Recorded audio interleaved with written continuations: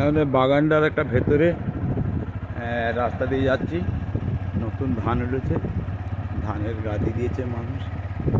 জলা জলা এখন পুরো ফাঁকা হয়ে গেছে, জলাতে শুধু এই ধান কাটার নাড়াগুলোই আছে।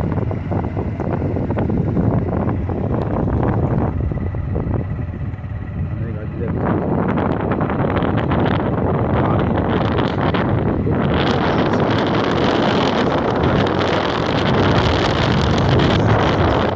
আরেক ভাইজান নাম নয়ন মোল্লা, ছেলেটা ভালো।